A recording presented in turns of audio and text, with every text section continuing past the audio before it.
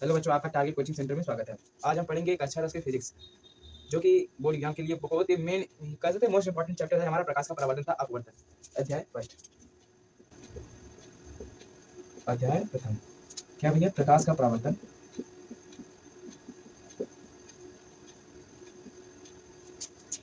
तथा अपवर्तन।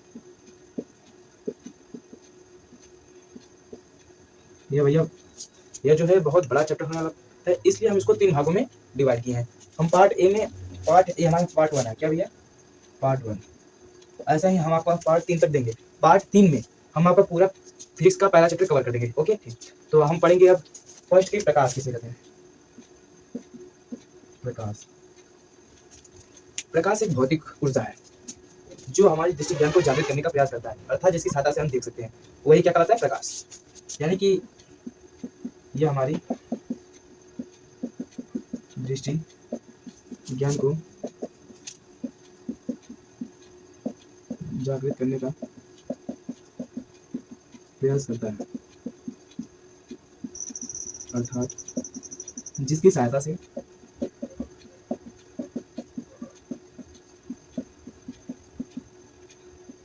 हम देख सकते हैं। ठीक, ये हो गया हमारा प्रकाश। अब प्रकाश का जो तरंग दैर्घ्य, इसका तरंग दैर्घ्य देख रहे हैं। तरंग दैर्घ्य कितना होता है भैया? 3900 एंगस्ट्रॉम से लेकर 7800 एंगस्ट्रॉम। 7800 एंगस्ट्रॉम, यह सभी प्रकाशन के बुकों में दिया। बट हमारी एनसीईआरटी डाटा जो कहती है, वो कहती है कि एनसीईआरटी डाटा क्या कहती है? 4000 एंगस्ट्रॉम से 8000 एंगस्ट्रॉम, 4000 एंगस्ट्रॉम से 8000 एंगस्ट्रॉम तक होती है हमारी प्रकाश की तरंग दैर्घ्य। अब प्रकाश की चाल किस माध्यम में सबसे अधिक होती है? यह प्रकाश, यह बहुत पूछता है एमसीक्यू में कि प्रकाश की चाल किस माध्यम में सबसे अधिक होती है। तो हमारी किस माध्यम होती है? निर्वात में। निर्वात में कितना होती है? 3 × 10⁸ मीटर प्रति सेकेंड। ठीक। अब इस प्रकार हमारा प्रकाश खत्म हो गया। अब हम पढ़ेंगे प्रकाश का परावर्तन। ठीक, एक बार रिकॉल करा दो इसे, चलो देखते हैं। प्रकाश ये हमारे दृष्टि ज्ञान को जागृत करने का प्रयास करता है, अर्थात जिसकी सहायता से हम देख सकते हैं। दूसरा है तरंग दैर्घ्य, इसकी तरंग 3900 एंगस्ट्रॉम से 7800 एंगस्ट्रॉम होती है। बट एनसीईआरटी डाटा के अनुसार इसका जो तरंग दैर्घ्य होता है वो होता है 4000 एंगस्ट्रॉम से लेकर 8000 एंगस्ट्रॉम तक होता है। और ठीक, इस प्रकाश किस माध्यम में सबसे तेज गमन करती है या तेज चलती है? वो है निर्वात में। इसकी चाल होती है 3 × 10⁸ मीटर प्रति सेकेंड। तो हम पढ़ेंगे क्या कि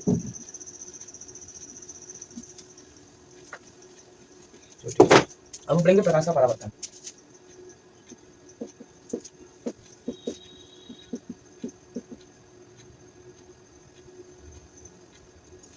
प्रकाश का परावर्तन,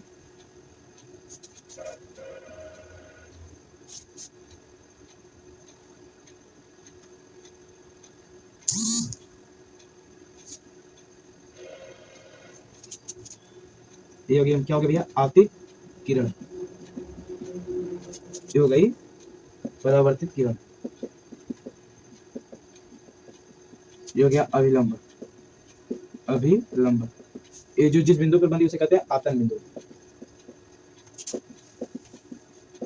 क्या कहते हैं भैया? आपतन बिंदु। अब इनके बीच एक कोण बनता है, उसे कहते हैं आई, बोले तो आपतन कोण। इसके बीच बनता है आर, बोले तो परावर्तन कोण। ठीक, ये होती है हमारी समतल दर्पण। ये हो गया चिकनातल, समतल दर्पण। ठीक, यानी कि जब कोई प्रकाश, अब हम समझेंगे प्रकाश का परावर्तन। ठीक, जब कोई प्रकाश की किरण किसी समतल दर्पण की चिकने तल से, जब कोई प्रकाश की किरण समतल दर्पण के चिकने तल से टकराती है तो परावर्तन के पश्चात उसका अधिकांश भाग उसी माध्यम में वापस लौटता है। प्रकाश की इस घटना को प्रकाश का परावर्तन कहते हैं। एक बार फिर देखिए, जब कोई प्रकाश की किरण, क्या, जब कोई प्रकाश की किरण समतल दर्पण के चिकने तल से, यानी इस तल से, इस तल से जब कोई प्रकाश की किरण समतल दर्पण के चिकने तल से टकराती है तो उसका अधिकांश भाग उसी माध्यम में वापस लौटता है। प्रकाश की इस घटना को प्रकाश का परावर्तन कहते हैं। ठीक है, लिख रहा हूं।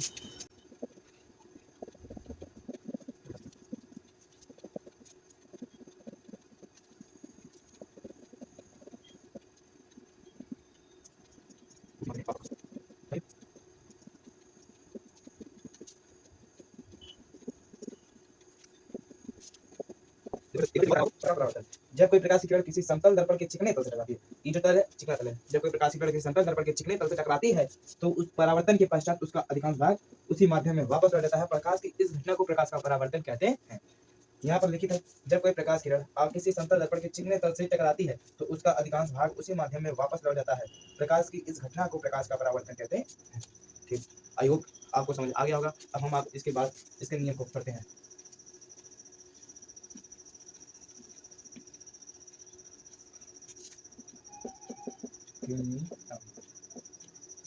ठीक, प्रकाश के परावर्तन की प्रकाश के परावर्तन के दो नियम हैं। पहला कि आपतित किरण, परावर्तित किरण, अभिलंब तीनों एक ही तल पर स्थित होते हैं, अर्थात आपतन बिंदु पर स्थित होते हैं। ठीक, एक किरण यानी आपतित, जाने वाली किरण, परावर्तित तथा अभिलंब तीनों एक ही तल इस तल पर स्थित होते हैं, उसे क्या कहते हैं भैया? आपतन बिंदु। आपतन बिंदु पर स्थित होते हैं। ठीक, यानी क्या कहते हैं कि दो नियम है, आपतित किरण, परावर्तित किरण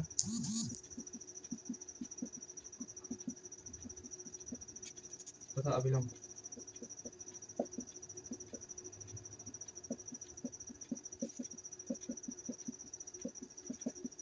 तीनों एक ही तल पर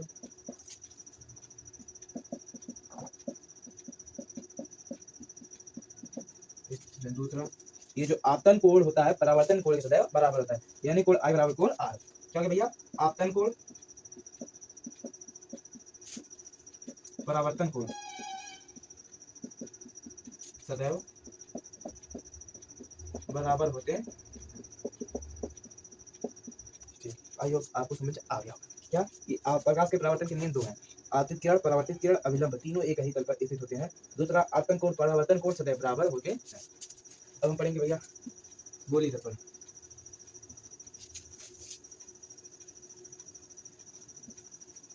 क्या पढ़ेंगे? गोली दर्पण।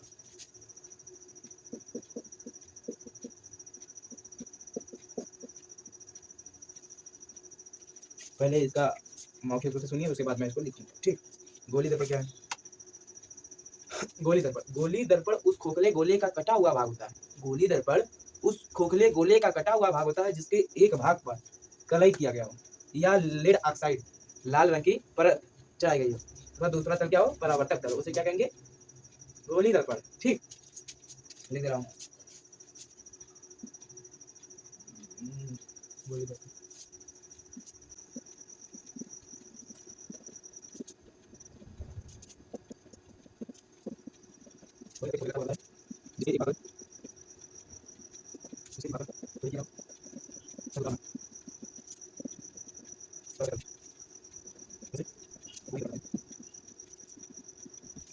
वही दर्पण किसी खोखले गोले का कटा हुआ भाग होता है जिसके एक भाग पर कलई किया गया होता है, दूसरा भाग परावर्तक तल हो, उसे क्या कहते हैं? गोली दर्पण कहते हैं। अब पढ़ेंगे गोली दर्पण के प्रकार। गोली दर्पण के दो प्रकार होते हैं, अवतल दर्पण, दूसरा उत्तल दर्पण।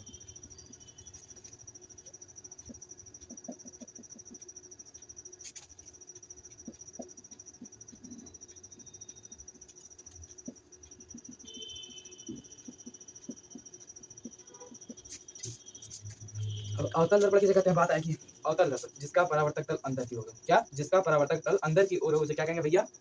अवतल दर्पण। ठीक, जिसका परावर्तक तल अंदर की ओर से क्या कहेंगे? अवतल दर्पण। और उत्तल दर्पण जिसका परावर्तक तल बाहर की ओर उभरा हुआ, जिसका परावर्तक तल बाहर की ओर उभरा हुआ हो, उसे क्या कहेंगे भैया हम लोग? उत्तल दर्पण। ठीक, आई होप आप लोगों को समझ आ गया होगा। अब हम पढ़ेंगे इस गोली दर्पण से संबंधित अन्य परिभाषाएं। चलो ठीक, बहुत बढ़िया यार।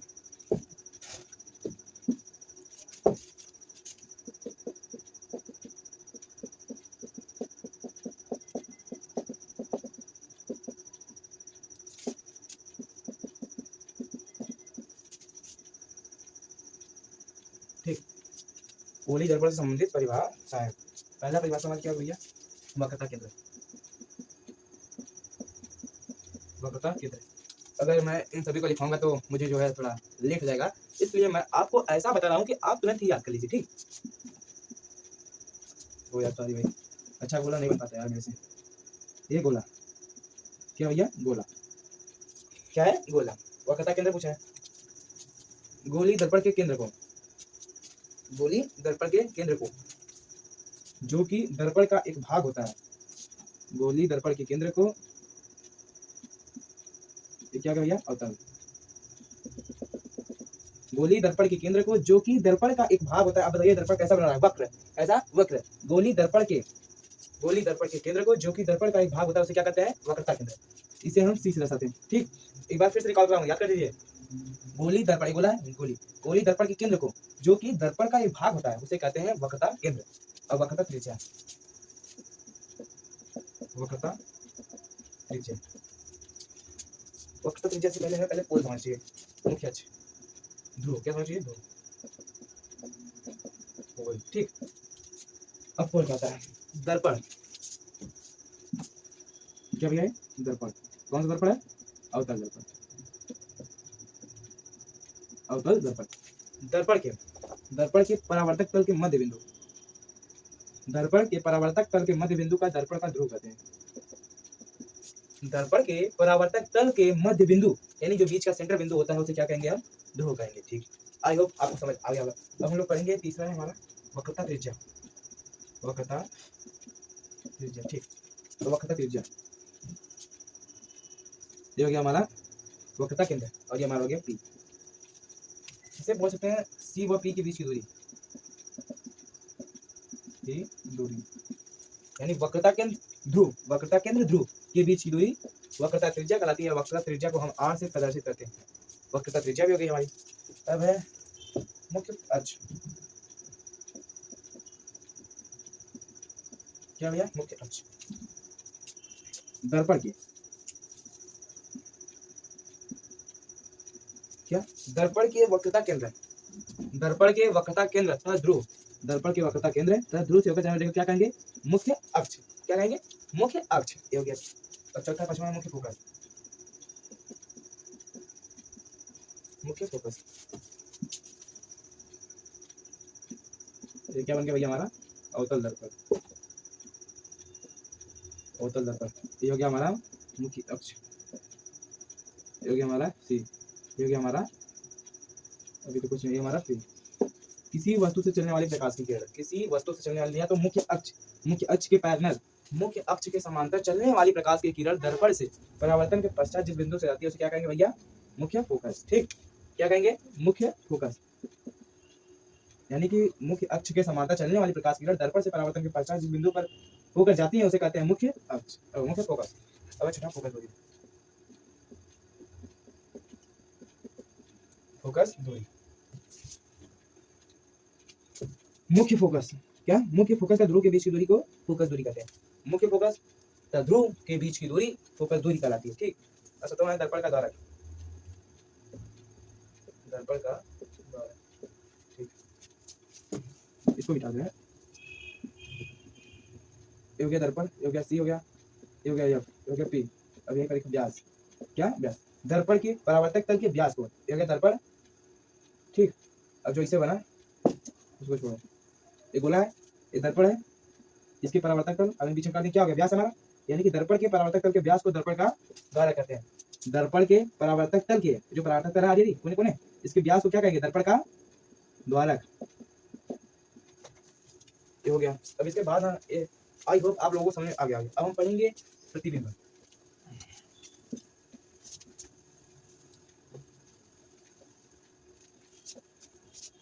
क्या पढ़ेंगे, प्रतिबिंब।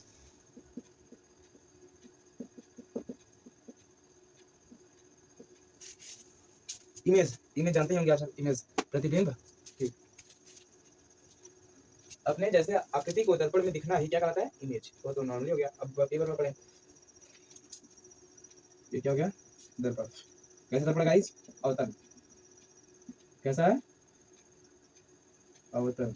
ठीक,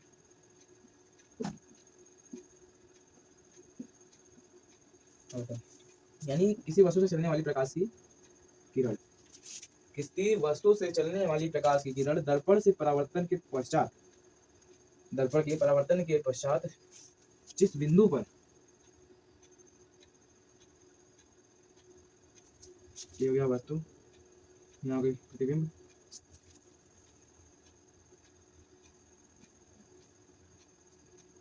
प्रतिबिंब कहाँ हमारी भैया, ए यहाँ पर, ठीक।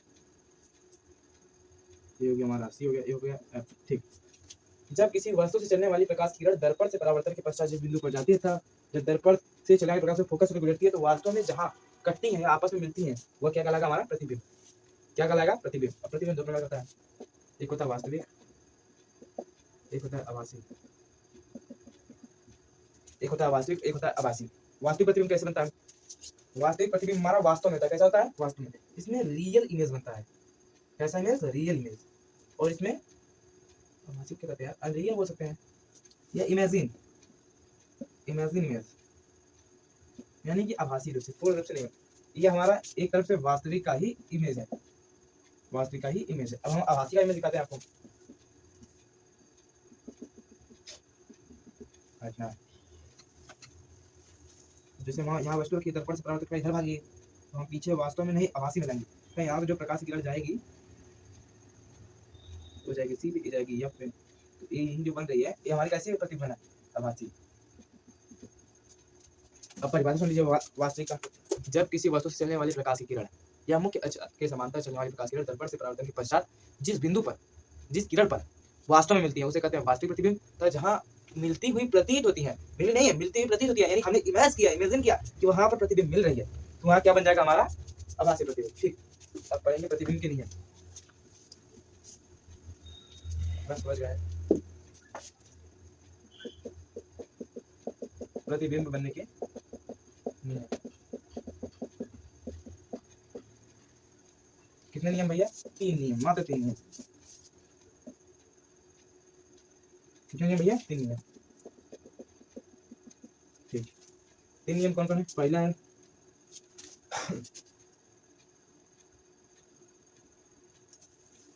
पहला नियम क्या है, मुख्य अक्ष के समांतर, जिसके मुख्य अक्ष के समांतर चलने वाली प्रकाश के दर्पण से परावर्तन के पश्चात मुख्य फोकस पर जाएगी। ये this is my first condition, यानी कि मुख्य अक्ष के समांतर चलने वाली प्रकाश के दर्पण से परावर्तन के पश्चात मुख्य फोकस से होकर गुजरती है। दूसरा कंडीशन है, बस समझा रहे हैं, मैं लिखवाने नहीं आया भैया, समझाने आया हूँ। बस आप कॉन्सेप्ट समझा दे रहा हूँ, आप तो खुद समझना है, आप कर लेंगे, बट कॉन्सेप्ट को समझना बहुत जरूरी है। देखो, पहला है कि जब वस्तु मुख्य अक्ष के समांतर हो, तो उससे चलने वाली प्रकाश की किरण दर्पण से परावर्तन के पश्चात कहाँ जाएंगी, मुख्य फोकस से। दूसरा, और ये भैया बहुत इंपॉर्टेंट है जो बताने रहा हूँ, बहुत मोस्ट इंपॉर्टेंट भैया। ये क्या है, सी, क्या है, ये क्या है, बी। ठीक, जब कोई प्रकाश की किरण, जब कोई प्रकाश की किरण वक्रता केंद्र से होकर गुजरती है, क्या, बहुत मोस्ट इंपॉर्टेंट है भैया। ठीक, बहुत इंपॉर्टेंट है, जान लीजिएगा, बहुत विकल्प में 1 नंबर का हर साल पूछता है। क्या, कि जब ऐसा हम कहाँ पर रखें कि जहाँ पर, जहाँ जो हमारा किरण है, प्रकाश किरण वापस उसके माध्यम वापस लौटे, जैसे आए वैसे चला जाए, जैसे आए वैसे चला जाए, तो हमारा कहाँ भैया, वक्रता केंद्र पर। वक्रता केंद्र पर जब कोई प्रकाश किरण आती है तो परावर्तन के पश्चात उसी माध्यम में वापस लौट जाती है। तीसरा कंडीशन है कि जब कोई प्रकाश की किरण मुख्य फोकस से होकर गुजरती है, मुख्य फोकस से होकर गुजरती है, तो परावर्तन के पश्चात दर्पण मुख्य अक्ष के समांतर रहती है। जब कोई वस्तु से चलने वाली प्रकाश किरण मुख्य फोकस से होकर गुजरती है, कहाँ से, मुख्य फोकस से होकर गुजरती है, दर्पण से परावर्तन के पश्चात मुख्य अक्ष के समांतर हो जाती है। ठीक, हमने पढ़ लिया, हम पढ़ेंगे अवतल दर्पण द्वारा प्रतिबिंब के नियम।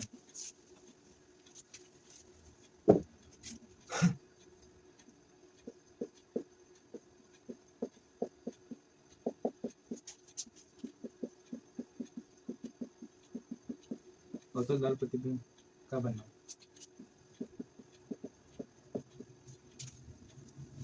पहला है जब वस्तु अनंत पर, कहाँ हो, जब वस्तु अनंत पर हो। ठीक,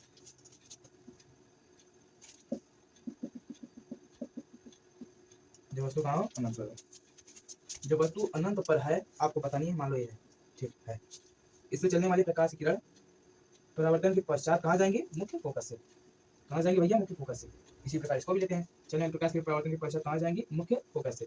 यानी कि ये मिल कहाँ रही है, मिल कहाँ नहीं है, ये मिल रही है मुख्य फोकस पर। तो हम लिखेंगे क्या, कि प्रतिबिंब, प्रतिबिंब कैसा बन रहा है, वास्तविक।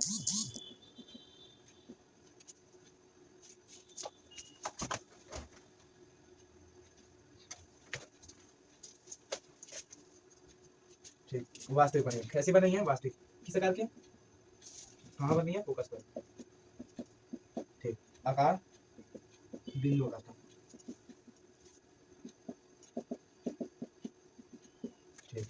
दूसरा है क्या, जब वस्तु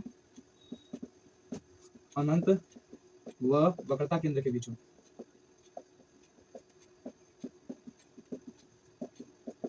कहाँ हो, वक्रता केंद्र और अनंत के बीच हो तब। ठीक, ये हमारा सी, ये हमारा एफ। जब यहाँ हो तो कहाँ जाएगी, फोकस से जाएगी। ठीक, कहाँ से गई, फोकस से। फोकस था कहाँ भैया, अनंत के बीच हो।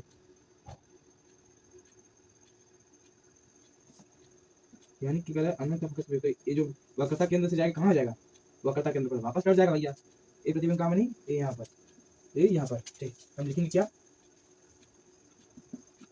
प्रतिबिंब वास्तविक, वास्तविक बनेगी सी तथा एफ के बीच, एफ के बीच आकार वस्तु से छोटा, वस्तु से छोटा। आई होप आपको यहाँ तक आ गया होगा। अब हम पढ़ेंगे चर और कंडीशन को।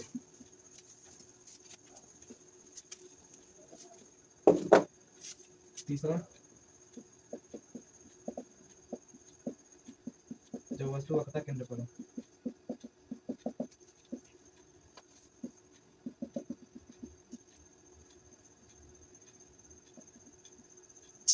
तो दर्पण के मुख्य अक्ष समांतर कहाँ जाएगी, फोकस से जाएगी। ठीक,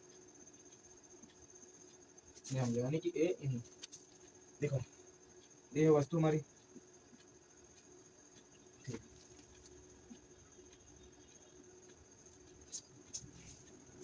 जब वस्तु वक्रता केंद्र पर हो, कहाँ हो, वक्रता केंद्र पर हो, तो दर्पण से, तो मुख्य अक्ष समानांतर चलने वाली प्रकाश की किरण दर्पण से परावर्तन के पश्चात कहाँ जाएंगी, मुख्य फोकस हो जाएंगी। दूसरा नियम हमने यह पढ़ा कि जब कोई प्रकाश की किरण मुख्य फोकस से होकर जाए तो दर्पण से परावर्तन के पश्चात मुख्य अक्ष के समांतर है। तो ये देखो कहाँ काट दिया भैया, यहाँ पर। तो प्रतिबिंब कहाँ बना, यहाँ पर। ठीक, जितना बड़ा ए है उतना बड़ा ए है। हम लिखेंगे क्या,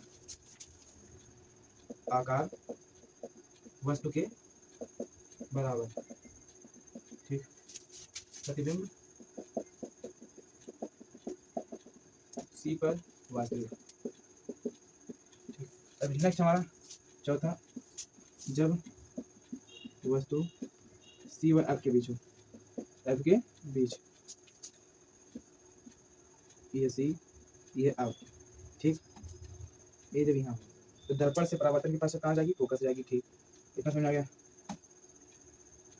ये यहाँ जाएगी। ठीक, और जब इसी से वापस जाएगी कहाँ जाएगी, ये यहाँ आएगी। यानी कहाँ बनेगी भैया, ये कुछ यहाँ बन रहा है। ठीक, यानी कि जब वस्तु यहाँ हो, जब वस्तु वक्रता केंद्र तथा मुख्य फोकस के बीच हो तो दर्पण से परावर्तन के पश्चात उनकी प्रकाश किरणें कहाँ मिलेंगी, यहाँ पर मिलेंगी, वक्रता केंद्र और अनंत के बीच। प्रतिबिंब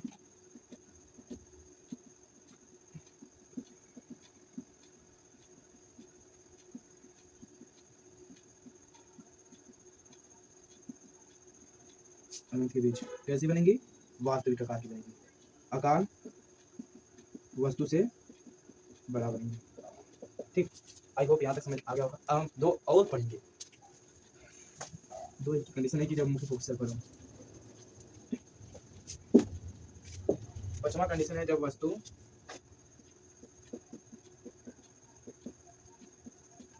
मुख्य फोकस पर हो। छठवां, जब वस्तु एफ व ध्रुव के बीच हो, बीच हो। ठीक,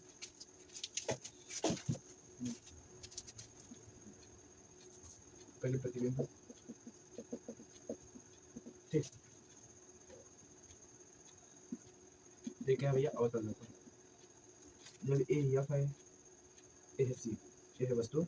जब वस्तु दर्पण के मुख्य अक्ष के समांतर चलती है, कैसे चलती है, समांतर, तो वह कहाँ जाती है, मुख्य फोकस होकर गुजरती है। ठीक, मुख्य फोकस होकर गुजरती है। दूसरा कंडीशन हमने यह पढ़ा कि जब कोई वस्तु से चलने वाले प्रकाश किरण दर्पण की वक्रता केंद्र से होकर जाए तो पुनः वक्रता केंद्र पर से होकर उसी माध्यम में वापस लौट जाती है। यानी कि ए या वक्रता केंद्र, तो यहाँ पर देखिए हम देखेंगे जब पैरेलल, यानी कि ए जाकर अनंत पे मिलेंगे, कहाँ मिलेंगी, अनंत पे मिलेंगे। ठीक, तो प्रतिबिंब कहाँ बनेगा, अनंत पर बनेगा। कैसा बनेगा, वास्तविक बनेगा। आकार का कैसा होगा, आकार वस्तु से बहुत बड़ा, वस्तु से बहुत बड़ा। ठीक, तो लास्ट हमारा कि इसके बाद दो और पढ़ेंगे, 10 क्लास को एंड करेंगे भाई। ठीक, जब वस्तु यफ, यह तथा पी के बीच हो, कहाँ हो, यह तथा पी के बीच हो। ये मुख्य फोकस पर गुजरा। ठीक, दूसरा कंडीशन यह है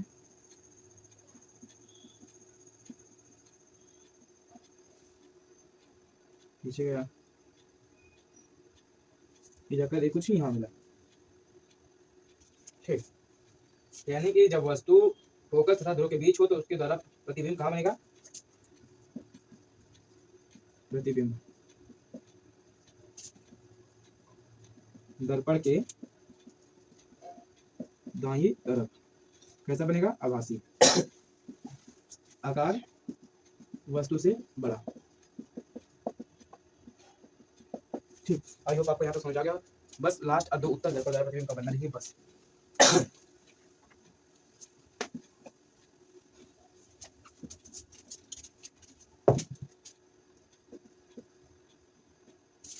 उत्तर दर्पण द्वारा प्रतिबिंब का बनना, प्रतिबिंब का बनना। ठीक, पहला कंडीशन है कि जब वस्तु अनंत पर हो, अनंत पर हो। दूसरा कंडीशन है कि जब वस्तु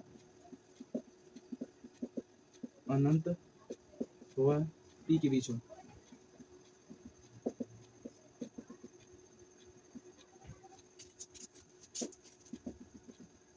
यानी जब वस्तु अनंत पर हो। ठीक, तो चलने वाली प्रकाश की किरण ऊपर की तरफ भागेंगे, ऊपर की तरफ भागे तो हम पीछे की तरफ से बढ़ाते बढ़ाते लाएंगे। ठीक, इसी तरह इसको भी ये यहाँ जाकर कुछ मिला इस टाइप, ये हमारा फोकस, ये हमारा सी। यानी कि जब वस्तु अनंत पर हो तो प्रतिबिंब कैसे बनेंगे, वास्तविक, तो आभासी, आभासी वस्तु से छोटा। कहाँ बनेंगे, फोकस पर, फोकस पर। जब वस्तु ये यहाँ पर हो तब एक ऊपर की तरफ जाएंगी, तो पीछे की तरफ हम बढ़ाएंगे तथा हमने एक कंडीशन और पढ़ा क्या, किसी वस्तु से चलने वाली प्रकाश की किरण जब मुख्य फोकस से होकर जाती है वह उसी माध्यम में वापस लौटती है। ये हमने आभासी रूप में लाया इसे, यानी कि प्रतिबिंब यहाँ बना और मुख्य फोकस यहाँ। जो हमारा प्रतिबिंब यहाँ बना, कहाँ बना,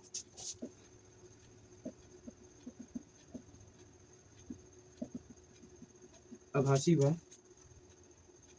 तथा पी के बीच बना, तथा पी के बीच बना, आकार वस्तु से छोटा होना। आई होप आप लोगों को मेरा लेक्चर अच्छा लगा तो लाइक एंड सब्सक्राइब जरूर कीजिएगा, क्योंकि मेरा चैनल नया है तो वीडियो जल्द आपके पास नहीं पहुंच पाएंगी, इसलिए आप लाइक कर दें एंड नोटिफिकेशन का जो है चालू कर देंगे तो आपको नोटिफिकेशन वक्त पर मिल जाएगा। अब मिलते हैं अपने पार्ट 2 वाले में, पार्ट 2। इसके लिए भाई सब्सक्राइब कर लीजिए, अच्छा लगा तो चलते हैं।